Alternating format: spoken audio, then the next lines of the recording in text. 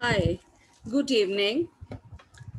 So, the topic is the establishment of British power in India, and the period is 1740 to 1785. So, basically, we are going to study India in the 18th century.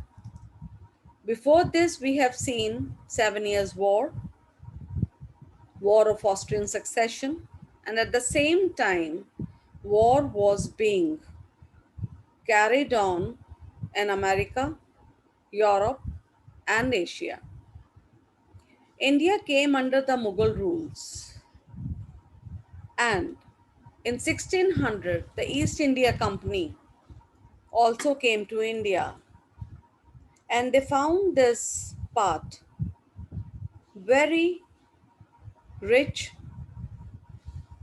So, at this point of time, when we are talking of 1740s, the Mughal Empire had gone very weak and it was divided into small Hindu principalities. Even under the Mughal India, these principalities were never united. Moreover, it had always been governed by foreign conquerors like the Mughals from the northwest. The fall of the Mughal Empire can be considered after the death of Aurangzeb in 1707 8. At this point of time, the British had laid their foundations in India and gradually they wanted to extend their empire in India. They had known the weaknesses of the Indian rulers and India, a very rich country, rich regions, rich soil, harbors, three sides, some of the very competent and powerful rulers with whom the British would tackle later on. So, the whole idea of governing this country was in the mind of the British. They knew that at this point of time, there is one Hyder Ali who is powerful. There is rising power of the Sikhs in the north. There are Marathas in the west. But still, because of their internal rivalries, they were well aware that they would side with one power and they would outbeat the other. As you have known that the four European powers which had came as settlers or which had settled here in India, they were the Portuguese, the Dutch, the English, and the French. Since we studied about the 7 Year Wars, and that war was between England and France, so we would see that even this war is going to be between the supremacy of two nations who will stay in India and who will be ousted out. So the main conflict would be between the British and the French in India. So main reasons were trade, and we are going to study the Carnatic Wars, after which the supremacy would be declared. In the 18th century, there were fought three Carnatic Wars between various Indian rulers and British and French East India Company on either sides. And these wars resulted, and the result was the supremacy of British East India Company in India. The French people were reduced in the areas of Pondicherry only. Commercial and maritime rivalry was quite a lot, And the primary reason of these Carnatic wars was, in fact, the commerce and trade. The entire South India, as we have seen, that it was only Akbar who could consolidate his power in the Deccan, but later rulers Jahangir, Shahjahan, and Aurangzeb, they had to face tough resistance from Golconda, Bijapur, Ahmednagar, Berar, Khandesh rulers, and they could not have full control over the Deccan areas. So the Deccans were divided, and the British and the French took advantage of this situation in India. The first Carnatic War was fought from 1744 to 48. In 1740, as you all know, that Europe was engaged into the War of Austrian Succession. There were two parties. On one side were Prussia, Spain, France, Sweden, while on the other side were Habsburg monarchy, England, Dutch, and Russia. Since France and Russia were on opposite sides, a contest was inevitable between French and British East India Company forces in India also. So the war began with British fleet arrived on Coromandel coast, and they started capturing. What happened कि एक British जो बेड़ा है, नाव है, वो Coromandel coast पर पहुंचती है, तट पर पहुंचती है, और वो ब्रिट फ्रेंच शिप्स जो हैं, फ्रांसीसियों की शिप्स को पकड़ना शुरू कर देती है। जो फ्रेंच गवर्नर है उस वक्त डुप्ले, वो नवाब आरकॉट का नवाब जो है अनवरुद्दीन खान की मदद मांगता है कि वो इंटरफेयर करे, लेकिन नवाब चुप रहता है। फ्रांस मॉरिशियस में एक संदेश भेजता है कि वहाँ से सेना भेजी जाए जो हमें अपनी शिप्स को रिलीज कराने में मदद करे। लेकिन जब ये शिप्स मॉरिशस से पहुंचती हैं तो वो क्या करते हैं, व्हेन दीज फोर्सेस केम, उन्होंने ब्रिटिश के ऊपर हमला किया। उन्होंने मद्रास को अपने हिरासत में ले लिया और उन्होंने ब्रिटिश कंपनी के जो सेवक हैं, जिनमें से बहुत ज़्यादा नाम जाना जाता है पहले गवर्नर का, रॉबर्ट क्लाइव, उसको बंद करके जेल में डाल दिया। मद्रास को पुनः प्राप्त करने के लिए, to recapture Madras again French से, नवाब आरकॉट के नवाब अनवरुद्दीन खान को सेनाएं भेजनी पड़ी फोर्ट सेंट जॉर्ज, लेकिन नवाब की जो सेनाएं हैं वो फ्रांसीसियों से हार गई। उनका नंबर बहुत कम था, लेकिन फ्रांसीसी जनरल्स जो हैं वो लड़ाई की टेक्निक्स में माहिर थे। जब बातचीत हुई कि मद्रास का क्या होगा, तो क्लाइव, जो कि अंग्रेज है, क्लाइव अपने कुछ लोगों के साथ जेल में से भाग निकला और वो फोर्ट सेंट डेविड पहुंच गए। फर्दर इसी टाइम पर अंग्रेज़ों की मदद के लिए सेनाएं पहुंच गई और उन्होंने इस एरिया जो पोर्ट है कुडालौर, उसको बचा लिया फ्रांसीसियों से।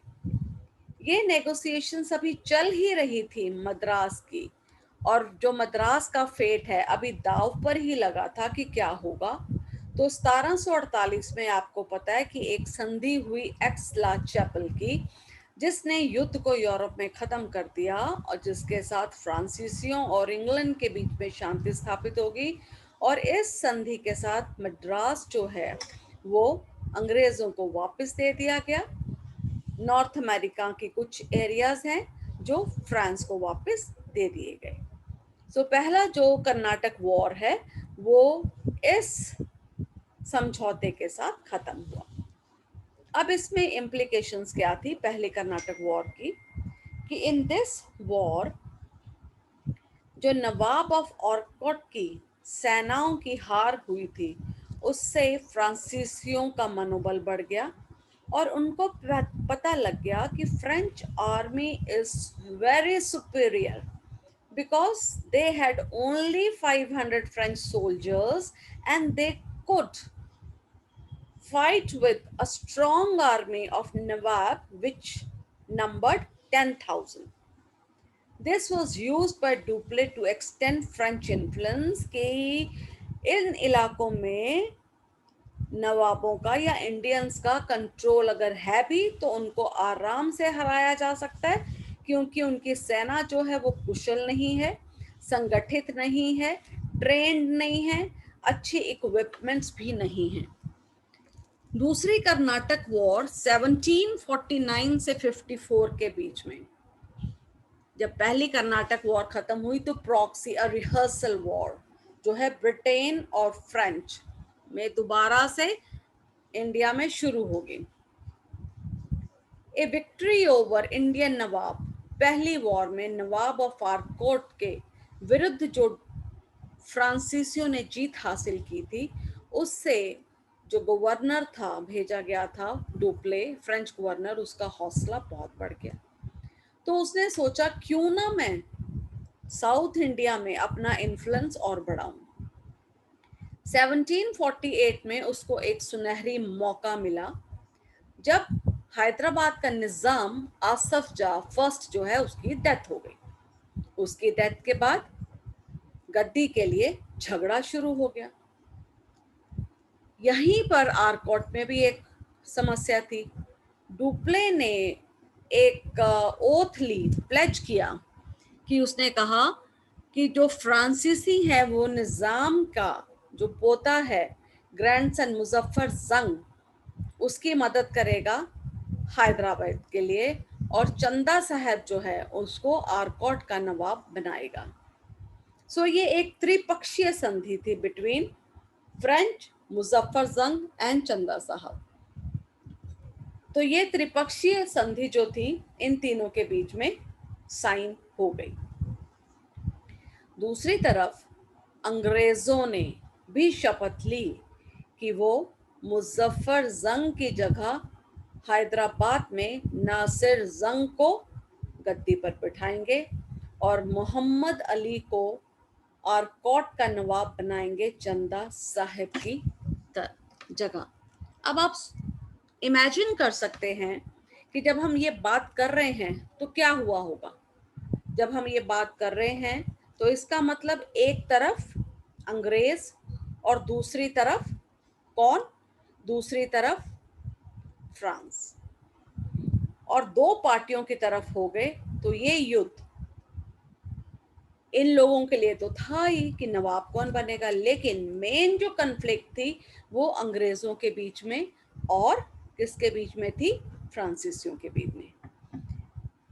इनिशियली अ ग्रुप, एक छोटा सा ग्रुप फ्रांसीसियों का, उन्होंने नवाब अनवरुद्दीन जो आरकोट का है उसको मार दिया, और उसके बेटा जो है मोहम्मद अली वो त्रिचनोपली भाग गया।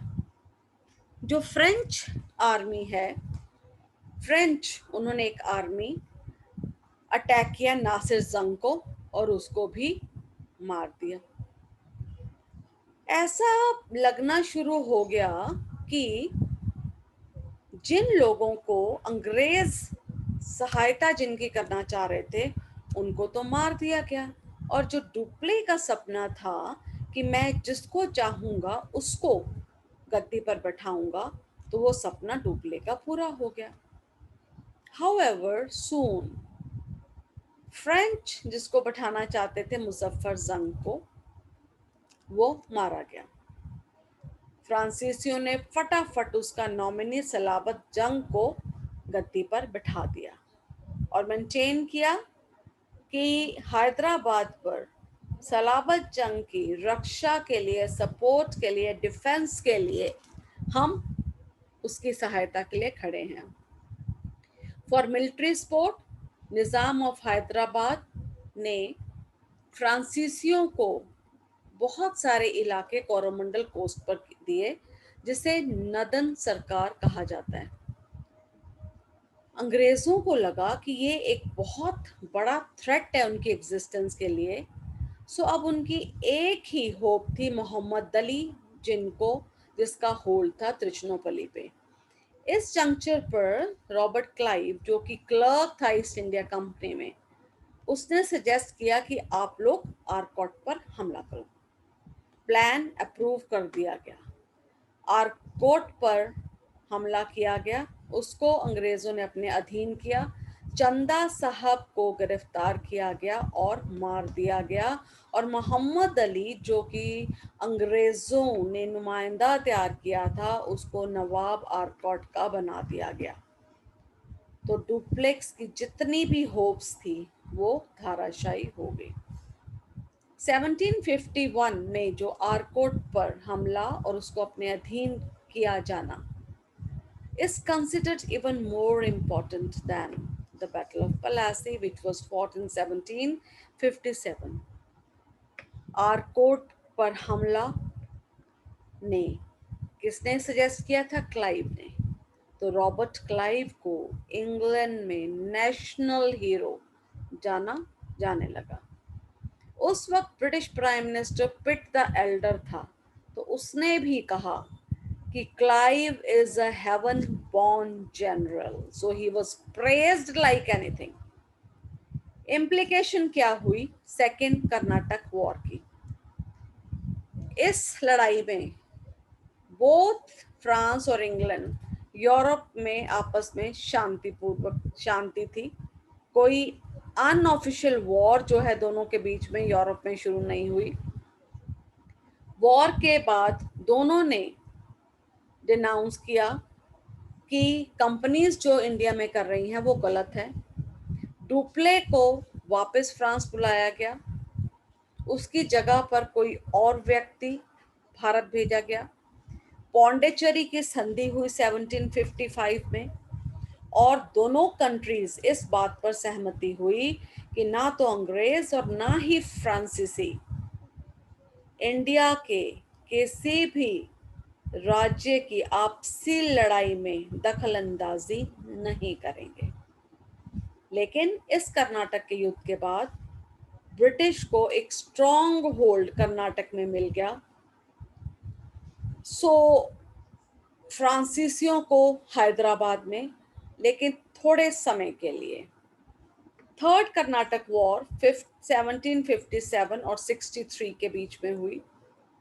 ये जो कन्फ्लिक्ट चल रही थी फ्रांस और इंग्लैंड की, वो दोबारा से शुरू हो गई 1756 में in the form of 7 years war. So this culminated into the third Karnataka war. It was the version of what was happening in Europe. So the repercussion was seen in India as well. तीसरी Karnataka war ने पूरे फ्रांसीसी ambitions को, सपनों को धाराशायी कर दिया। फ्रांसीसियों का सपना क्या था कि वो भारत में अपने फ्रांसीसी एम्पायर की स्थापना करेंगे। So that was put to an end. So we are talking about the third Karnataka war. तो इसमें क्या है कि जब रिज्यूम दोबारा से फ्रांस और इंग्लैंड के बीच में 7 ईयर वॉर शुरू होती है, तो उसका रेपरकशन यहाँ पर भी पड़ जाता है। और जो ब्रिटिश फोर्सेस हैं यहाँ पर, वो लोग चंदेर नगर की जो फ्रांसीसी बस्ती है उसको 1757 में उस पर अपना अधिकार कर लेते हैं। और जो फ्रेंच फोर्सेस दक्षिण में हैं, वो कौन लीड कर रहा है? काउंट डे लली। जो ब्रिटिश फोर्सेस हैं सरकूट के अंदर, वो हराती हैं फ्रेंच फोर्सेस को। कौन सी लड़ाई में? इन द बैटल ऑफ वेंडीवॉश इन 1760, और पौंडीचेरी पर अपना अधिकार कर लेते हैं। वेंडीवॉश की लड़ाई के बाद ब्रिटिश कैपिटल इन इंडिया जो उन्होंने अपने अंडर की हुई थी पौंडीचेरी, वो अंग्रेजों को मिल जाता है 1761 में। उधर 1763 में ट्रीटी ऑफ पेरिस के साथ 7 ईयर्स वॉर खत्म होती है। 7 ईयर वॉर्स की ट्रीटी जो पेरिस की संधि है उसकी जो शर्तें हैं उसके अकॉर्डिंगली चंदर नगर और चंदेर नगर और पौंडीचेरी जो है वो वापस फ्रांस को दिए जाते हैं। लेकिन फ्रांसीसी को कहा जाता है कि अब वो they will not be allowed to have trading posts in India and but forbade French traders from administering them. So the government of France वो भी एग्री करती है कि ब्रिटिश जो गवर्नमेंट है क्लाइंट जो है उनको सपोर्ट करेगी एंड मोनोपोली जो है वो अंग्रेजों की रहेगी ट्रेड के लिए। जो ट्रेडिंग पोस्ट है उन पर अधिकार किनका रहेगा? अंग्रेजों का। So this was the last nail in the coffin of the British ambitions कि वो जो एक सपना देख रहे थे इंडियन एम्पायर पर अपना अधिकार करने का। British were now the dominant power. So we can say that the end of 7 Years' War and the Battle of Vandivash with the Treaty of Paris in 1763, the British were the masters of India, the major dominant European power which was ruling, which was having its control over the harbors and trading posts, वो किसके पास था? अंग्रेजों के पास। अब क्या कारण है कि अंग्रेजों को सफलता मिली? पहली ये कि अंग्रेजों की कमर्शियल सुपरियोरिटी थी और उनकी जो फाइनेंशियल पोजीशन थी वो बेटर थी।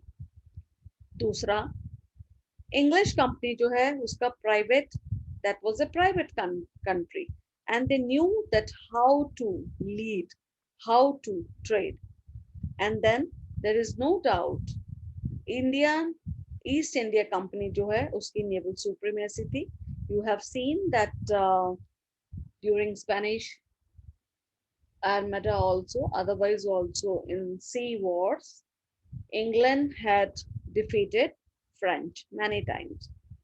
तो जो नेवल सुप्रीमेसी है वो आराम से उन्होंने फ्रेंच पोजेशंस इन इंडिया और फ्रांस की जो भी हेल्प हो रही थी उसको उन्होंने कट किया। और इंग्लैंड लोगों का जो नेवल बेस था that was more stronger and English East India Company was supported by the British government, and the people who were serving the English military or the British crown, they were more honest, like Clive. And on the contrary, Dupleix was a statesman, but he wasn't a soldier. This is the reason कि जो Clive है, who laid the foundation of British rule in India? It's considered it is Robert Clive. So they had better settlements in India, Calcutta, Bombay, Madras, the presidency towns. The more important French settlement was in Pondicherry. So the British were on the advantageous position. French entry point in mainland India was Deccan. In comparison to Deccan, the Bengal region was more prosperous and more vibrant. Dupleix का British French government का वापस बुलाना, this created a problem and there were few mistakes of Lally and so they had to surrender and this all led to the failure of British Empire, no sorry, failure of the French Empire and the success of British Empire in India. And tomorrow we are going to study the next contest between the British and Con Nawab Sirajuddaulah, how gradually they would acquire different areas in India, because our topic is, what is our topic, students? Because our topic is the foundation of British Empire in India. So we will gradually move towards that. Bye. Have a good time.